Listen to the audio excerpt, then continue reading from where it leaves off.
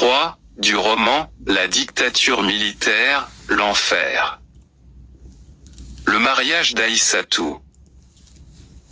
C'était la veille du mariage. Le soir approchait et les femmes arrivaient une à une. Les unes étaient des voisines, les autres des membres de la famille. Progressivement, la physionomie de la cour prenait un aspect particulier. Ici, se trouvaient de grosses marmites apprêtées pour la préparation. Là, un tas de bois mort attendait d'être appelé pour alimenter un feu. Dans un autre coin, des fûts et des bidons d'eau se côtoyaient. La cour était remplie de femmes affairées à laver différentes céréales.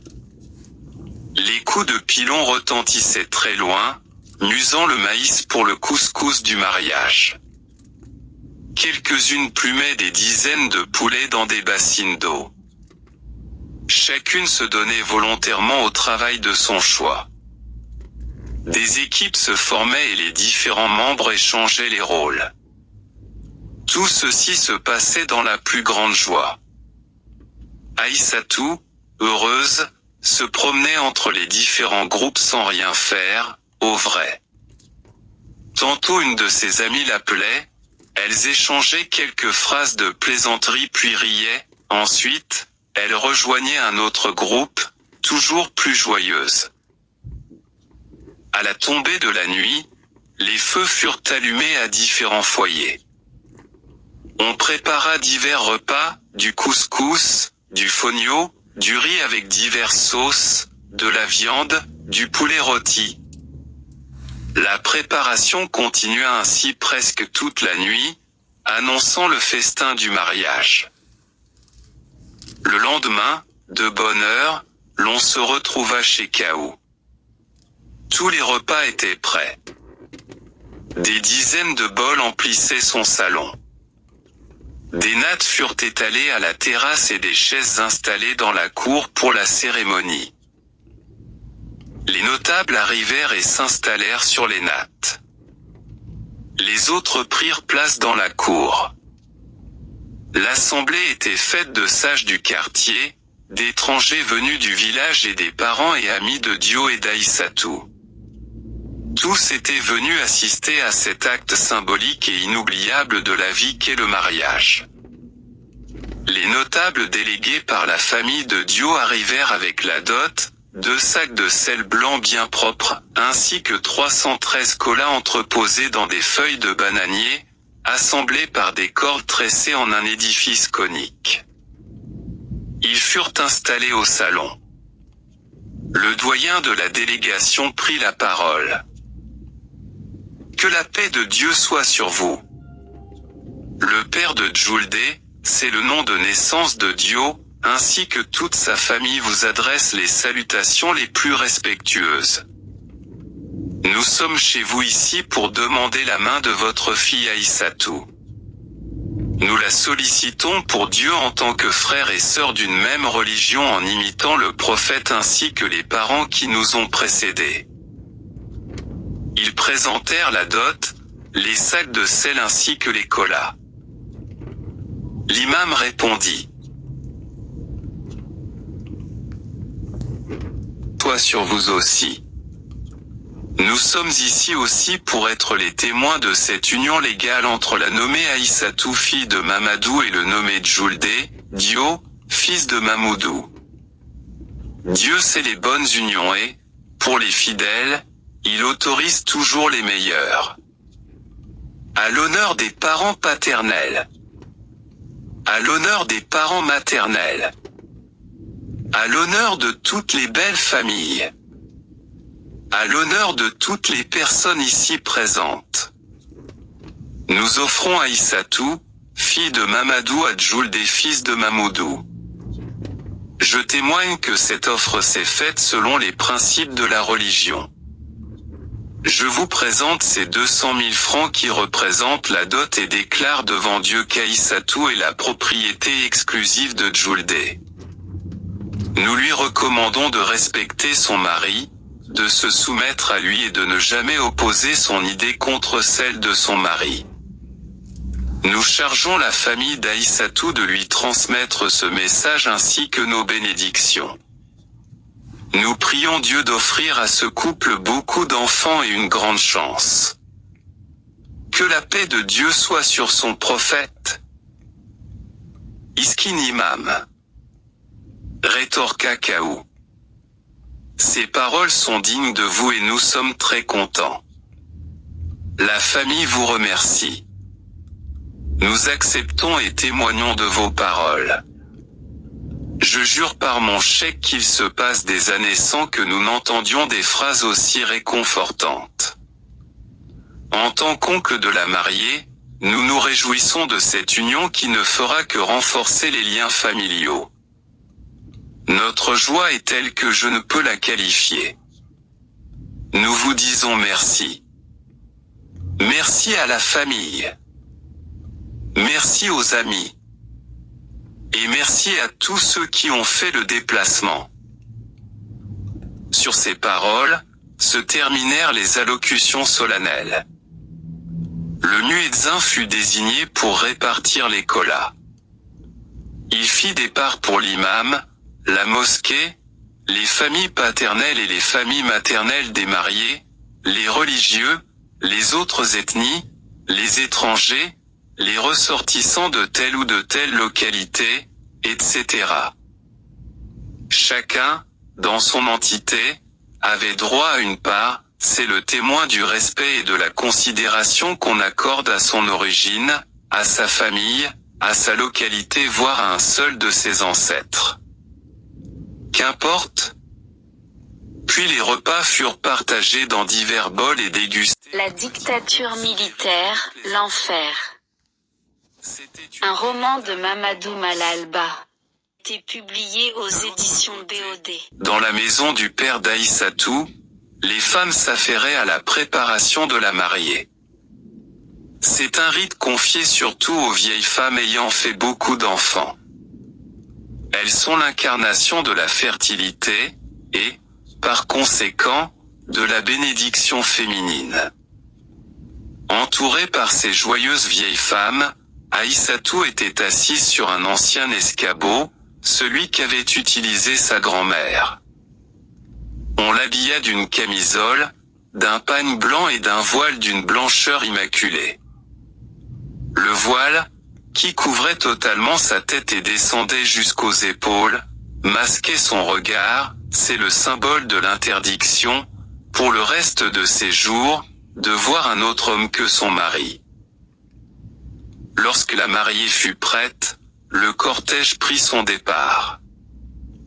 Aïssatou fut portée sur les épaules de Samba, le robuste troubadour.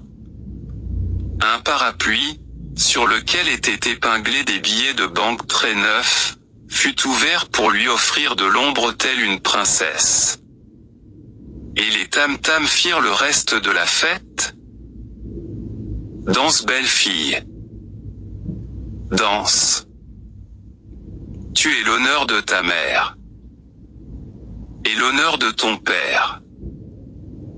Et l'honneur de tes tantes. Ton mari peut en être fier. Ô, mère de la mariée.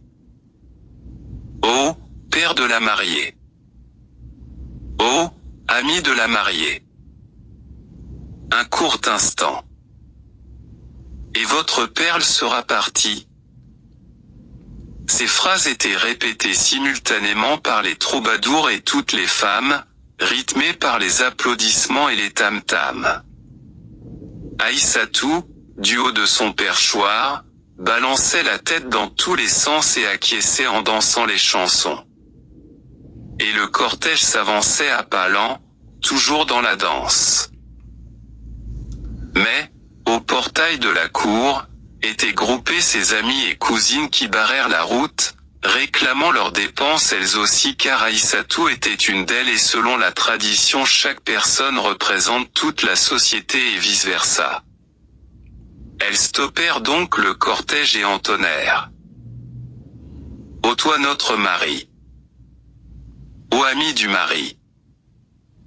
Acquitte-toi, acquittez-vous. Des billets de 5 et de 10 000.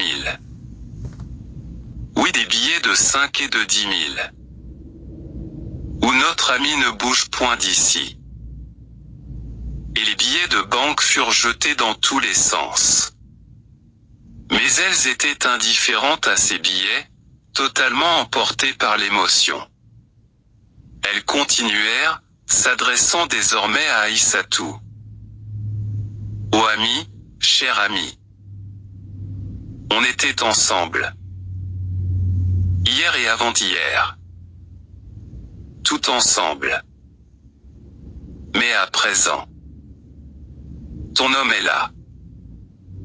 Et tu dois le suivre. Suis-le, suis-le. C'est le destin des femmes.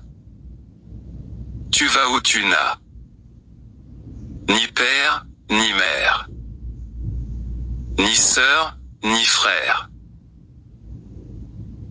ni camarade, ni ami. C'est le destin des femmes. Respecte donc ton mari. C'est le destin des femmes. Et surtout ne pleure pas. Sinon tu nous fais pleurer. Et surtout ne pleure pas. Sinon tu nous fais pleurer. Ce n'est que le destin des femmes. Les troubadours renchérissaient de leur voix mélodieuse et les tam-tams bourdonnaient de plus en plus fort. Alors que le groupe avait repris de nouveau son chemin sous les exaltations des douces chansons féminines, des larmes coulaient sur le visage masqué d'Aïssatou. Le groupe s'avançait joyeusement, doucement, solennellement, emmenant avec lui toutes les femmes qu'il rencontrait sur le chemin. La maison de Mousseba, située à quelques dizaines de mètres, était choisie comme la résidence formelle du mari. Il fallut au groupe 3 heures pour parcourir cette distance qu'on parcourt habituellement en moins de 10 minutes. Et le groupe arriva enfin, la fête pour la réception fut aussi grande que celle du départ. Le groupe s'installa, prit le repas qui lui était réservé.